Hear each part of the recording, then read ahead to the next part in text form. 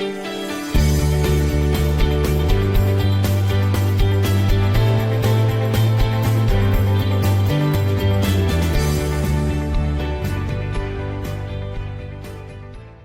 Friends, आज आप देख रहे होंगे कि गोल्ड के प्राइसेस कितनी तेज़ी से ऊपर जा रहे हैं। तो इसको देखकर आपके माइंड में भी सवाल आ रहा होगा कि ये प्राइस कितना और ऊपर जाएंगे और ये नीचे आएंगे या नहीं आएंगे, और हमें इसमें अभी इन्वेस्ट करना चाहिए या नहीं करना चाहिए, या हम इसमें बाद में इन्वेस्ट करें, और इसमें कितना इन्वेस्ट करना चाहिए और कैसे इन्वेस्ट करना चाहिए, कौन सा तरीका सही है इसमें इन्वेस्ट करने का। तो फ्रेंड्स, आज के हम वीडियो में इन सब पॉइंट्स को डिस्कस करेंगे। तो इससे पहले कि हम आगे बढ़ें, मैं आपसे रिक्वेस्ट करूंगा कि अभी तक अगर आपने मेरा चैनल सब्सक्राइब नहीं किया है तो आप तुरंत नीचे एक घंटी का बटन है उसको दबा दीजिए और सब्सक्राइब के बटन को प्रेस कर दीजिए, जिससे कि मेरे नए आने वाले वीडियो तुरंत आपको मिल जाए। तो फ्रेंड्स, मैं आर के सोनी आज आपसे बात करूंगा गोल्ड से रिलेटेड इन सभी सवालों पर। तो फ्रेंड्स, चलिए शुरू करते हैं। देखिए, सबसे पहले हमें समझते हैं कि इसके पीछे कारण क्या है। देखिए, गोल्ड के प्राइसेस बढ़ने के पीछे कोई एक कारण नहीं है, इसके पीछे कई फैक्टर हैं। कई फैक्टर्स की वजह से गोल्ड के प्राइसेस अफेक्ट होते हैं। सबसे ज़्यादा क्योंकि गोल्ड एक इंडियन कमोडिटी नहीं है, ये इंटरनेशनल कमोडिटी है। तो इस पर पूरे वर्ल्ड वाइड अगर कहीं पर कुछ भी होता है तो उसका इम्पैक्ट जो है गोल्ड के प्राइसेस पर आता है। तो यानी इसके जो प्राइसेस हैं वो इंटरनेशनल मार्केट पर डिपेंड करते हैं। आप अगर मान लो कहीं पर किसी की सरकार गिर रही है, कहीं पर किसी की सरकार नई बन रही है, किसी नई पार्टी की सरकार आ रही है, तो उसकी वजह से भी गोल्ड के प्राइसेस पर इम्पैक्ट आता है। इसके अलावा अगर किसी कंट्री में मंदी या तेज़ी आ गई है तो उसका इम्पैक्ट भी गोल्ड के प्राइसेस पर आता है। तो स्पेशली अगर हम देखें तो इस पर जो यूरोपियन कंट्री की मार्केट का ज़्यादा इम्पैक्ट होता है, और उसमें भी सबसे ज़्यादा इम्पैक्ट जो है अमेरिका की मार्केट का पड़ता है।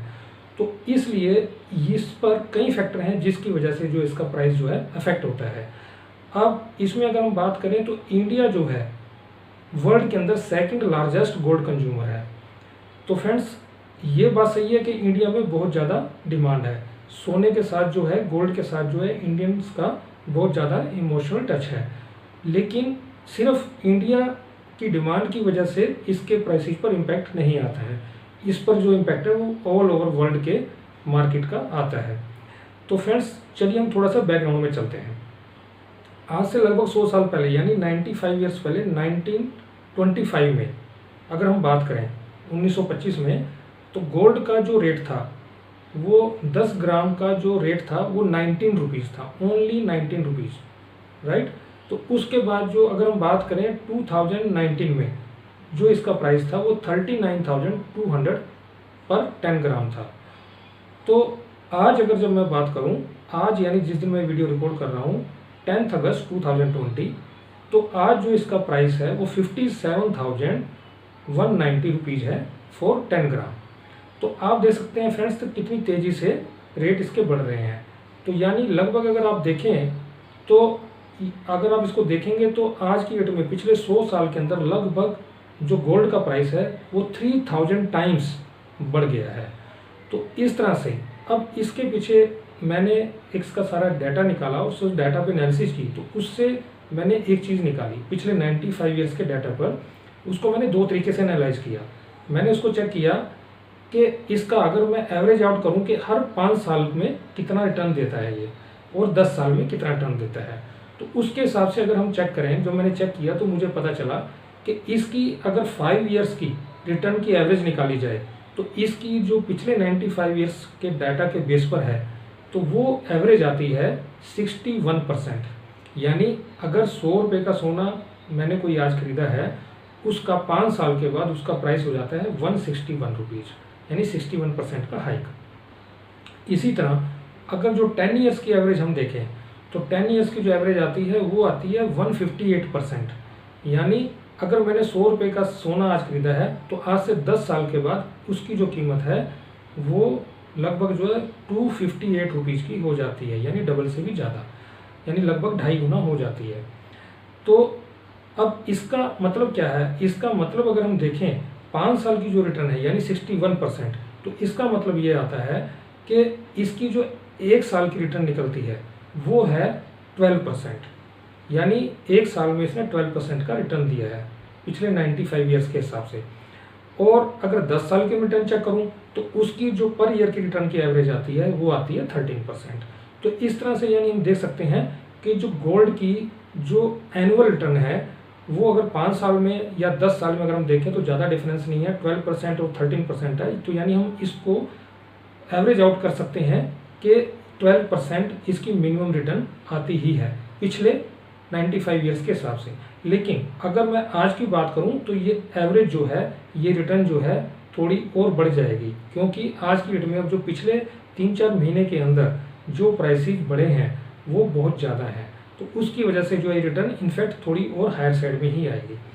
तो फ्रेंड्स अभी सवाल ये उठता है कि रिटर्न तो इसकी अच्छी है, अब अगर मैं आज की डेट में एफडी से इसको कंपेयर करूं तो एफडी में अगर आज आप देखेंगे तो मैक्सिमम 5 से 6% का ही इंटरेस्ट आपको मिलेगा, और इसमें अगर आप देखते हैं तो लगभग 12 से 13% का इंटरेस्ट मिलता है। तो इसका मतलब क्या है? इसका मतलब यह है कि अगर एफडी में अगर आप कोई पैसा जमा कराते हैं वो 6% के हिसाब से अगर उसको चेक करें तो वो आपका 12 ईयर्स में जाके पैसा डबल होगा, और उधर अगर वही उतना ही पैसा अगर हम गोल्ड में लगाते हैं तो यहाँ पर आपका 6 ईयर्स में वो पैसा आपका डबल हो जाता है।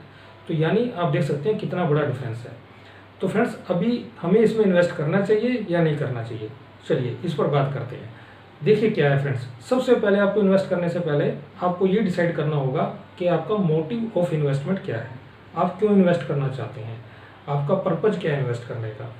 आप उसको इन्वेस्टमेंट के पर्पज से करना चाहते हैं या लॉन्ग टर्म के लिए करना चाहते हैं या शॉर्ट टर्म के लिए, ये आपको डिसाइड करना होगा।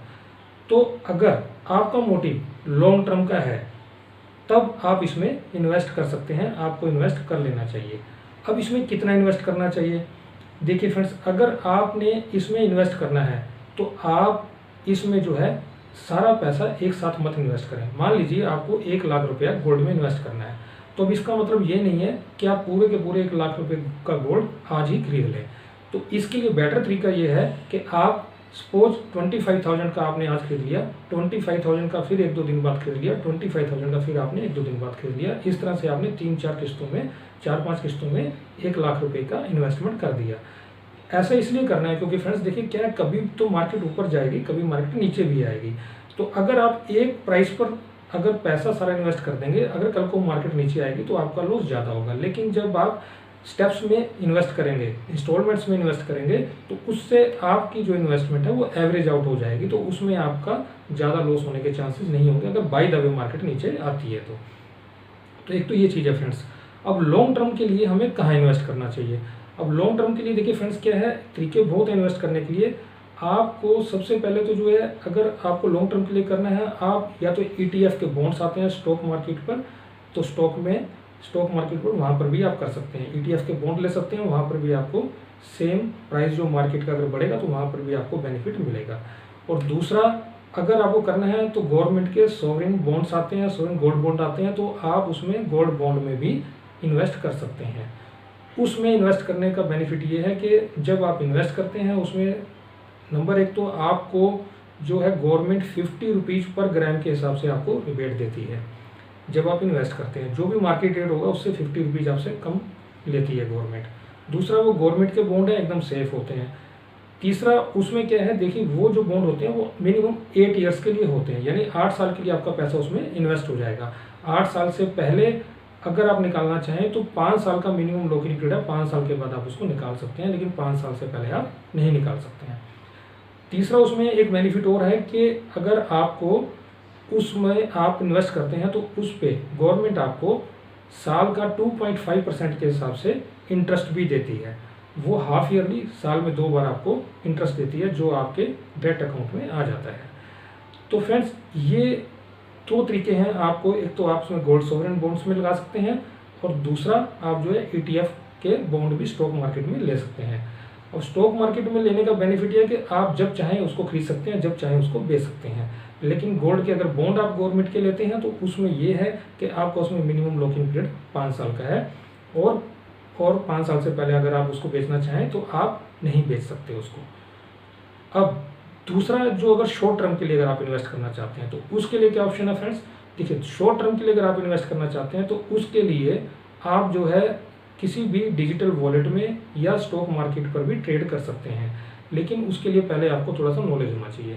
अब शॉर्ट टर्म में पर्पज़ क्या है आपका, अगर आप चाहते हैं कि मुझे थोड़ा सा ही प्रॉफिट कमाना है, सपोज आज 50,000 रुपये का है गोल्ड और अगर 4 दिन बाद वो 55,000 का हो गया और आपने 5,000 रुपये कमा लिया और अपना पैसा निकाल लिया, तब तो ठीक है।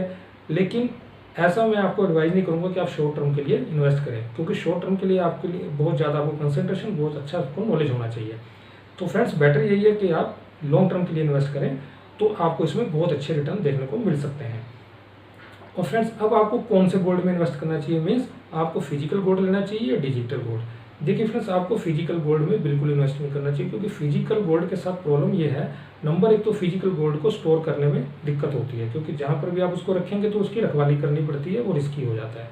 दूसरा, उस पर फिजिकल गोल्ड पर आपके मेकिंग चार्जेज और सर्विस चार्जेज लगते हैं, तो यानी जो गोल्ड का प्राइस है उस पर 25 से 30% और एक्स्ट्रा आपको पे करना पड़ता है, यानी तो आपकी वो उसकी कॉस्ट जो है 25 से 30% जो है और बढ़ जाती है।